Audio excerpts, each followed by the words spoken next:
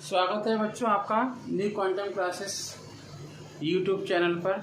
आप लोगों के व्यूज़ काफ़ी सारे आ रहे हैं और आप लोग बायोलॉजी के वीडियो को पसंद भी कर रहे हैं।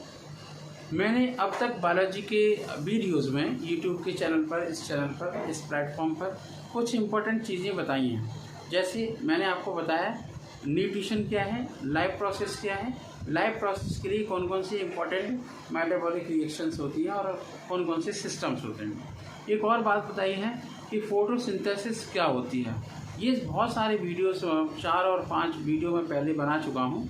अब मुझे ये समझाना है कि जो न्यूट्रिशन एंड प्लांट है तो फोटोसिंथेसिस की प्रोसेस को कैसे किया जाए। जैसा कि हम पिछले वीडियो में देख चुके हैं कि फोटोसिंथेसिस के लिए सनलाइट ज़रूरी है, कार्बन डाइऑक्साइड ज़रूरी है, ठीक है, वाटर और मिनरल ज़रूरी है, क्लोरोफिल ज़रूरी है। उसी तरीके से हम देखेंगे कि कैसे फोटोसिंथेसिस के लिए सनलाइट बहुत ज़्यादा नेसेसरी है। तो मैं आपको बता दूं कि जैसा कि यहाँ पर ये डायग्राम में दिखाया गया है, तो डायग्राम का फर्स्ट पॉइंट आप ऑब्जर्व करिए।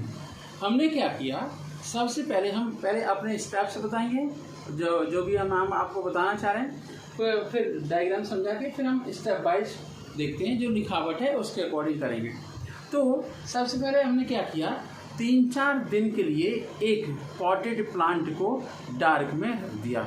अब पॉटेड प्लांट का मतलब ये होता है कि गमले में लगा हुआ प्लांट जिसके अंदर ग्रीन लीव्स हों, पहली बात। दूसरी बात, जब 3-4 दिन के लिए रखा तो फोटोसिंथेसिस रिएक्शन तो होगी नहीं। जब फोटोसिंथेसिस की रिएक्शन नहीं होगी तो लीव्स के अंदर स्टार्च का अमाउंट कम हो जाएगा, एक बात। दूसरी बात, यहाँ पर जैसे आपको दिख रहा है, ठीक है।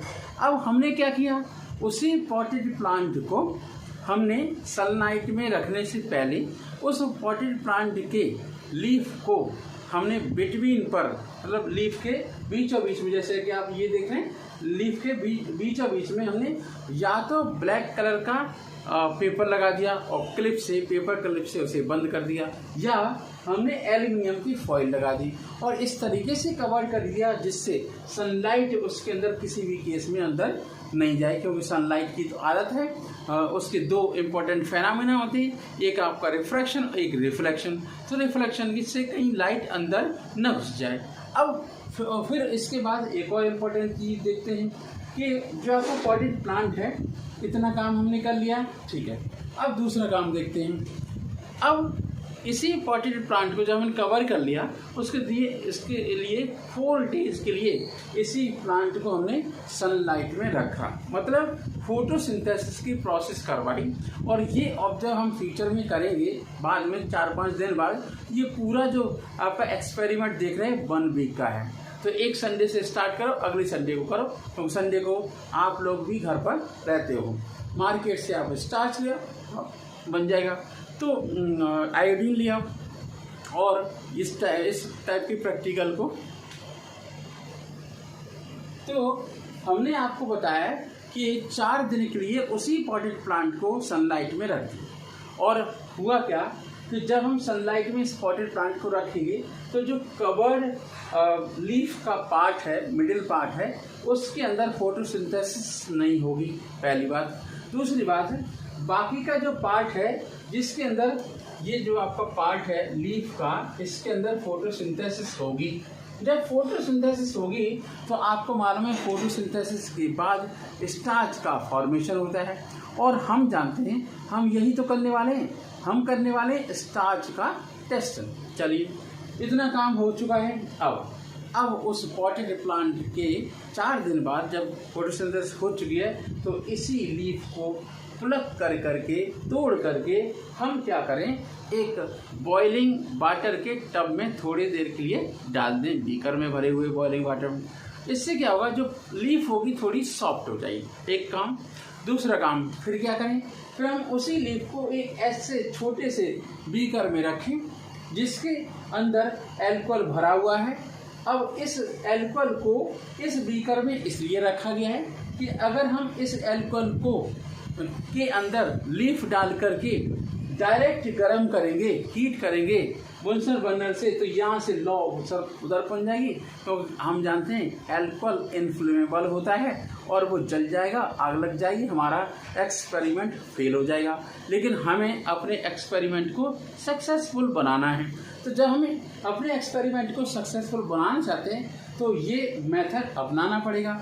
इस टाइप के बॉइलिंग मेथड को वाटर बाथ कहते हैं, क्योंकि अगर हमने किसी बड़े बीकर में पानी भर लिया, उसे बॉईल किया, बॉईल करने के बाद एल्कोहल से भरे हुए बीकर में जिसमें लीफ पड़ी हुई है, जो हमने यहाँ पर पॉटेड प्लांट से प्लग की थी, उसे रख दिया। इसके बाद हमने थोड़ी देर के लिए बॉईल किया। अब ये हमने क्यों किया?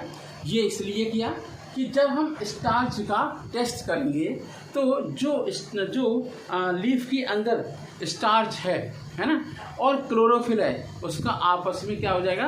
रिएक्शन। तो हम रिएक्शन नहीं कराना चाहते, हमें केवल स्टार्च से मतलब है। तो इस प्रोसेस से होगा क्या? इस प्रोसेस से ये होगा कि लीफ से क्या निकल जाएगा, क्या रिमूव हो जाएगा, क्या एक्सट्रैक्ट हो जाएगा? क्लोरोफिल।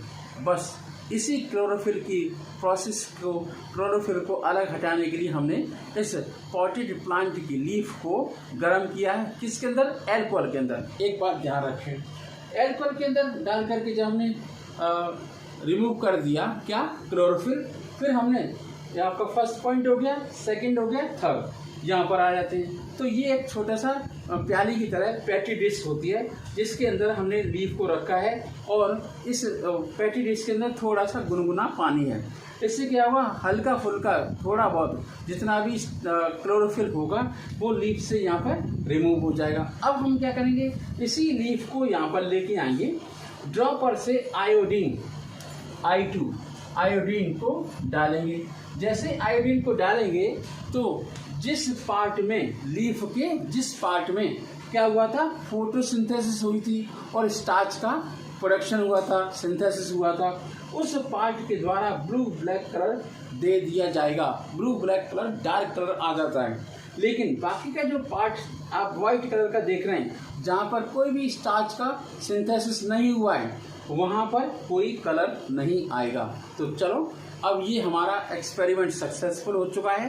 अब हमने ये समझ लिया है कि लीफ का ग्रीन पार्ट के अंदर फोटोसिंथेसिस होती है, तो स्टार्च का टेस्ट देता है, आयोडीन का टेस्ट देता है, बाकी का और पार्ट स्टार्च का टेस्ट नहीं देता, जहाँ पर स्टार्च नहीं होती आयोडीन के केस में।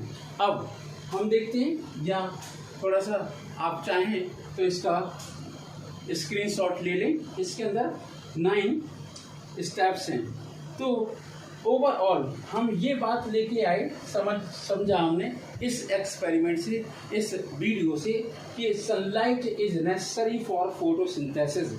मतलब सनलाइट बहुत ज़रूरी है फोटोसिंथेसिस के लिए, जिसमें लीफ के अंदर स्टार्च का फॉर्मेशन हो जाता है और उसमें स्टोर हो जाती है। आई होप आपको ये वीडियो बिल्कुल सही से समझ में आया होगा, और स्टेप्स मैंने पॉइंट्स वाइज लिख दिए हैं, स्टेप वाइज मैंने आपको एक्सप्लेन कर दिया है। आगे आने वाले 2 और एक्सपेरिमेंट भी मैं आपको समझाऊंगा, उसके लिए मैं एक नया वीडियो बनाऊंगा। और मैं आपसे आशा करता हूं कि जो वीडियो मैंने पहले बनाए हैं, पहले आप उन वीडियोस को देखें, उसके बाद ये एक्सपेरिमेंट का वीडियो समझ में आएगा। और एक और बात, अगर आप मेरे चैनल पर नए हैं तो मेरे चैनल को सब्सक्राइब करें और बेल आइकन को दबाएं, जिससे आपको नए वीडियोस की इंफॉर्मेशंस, नोटिफिकेशंस आपको मिलते रहेंगे। और मुझे एक बात और कहनी है कि इस वीडियो को आप अपने दोस्तों को शेयर जरूर करें। ठीक है, शेयर करेंगे तो ज़्यादा से ज़्यादा दोस्तों के पास पहुंचेगी। इसके बाद एक और इम्पोर्टेंट वीडियो देखने के लिए बहुत बहुत धन्यवाद। Thank you so much. Have a nice day. जय हिंद।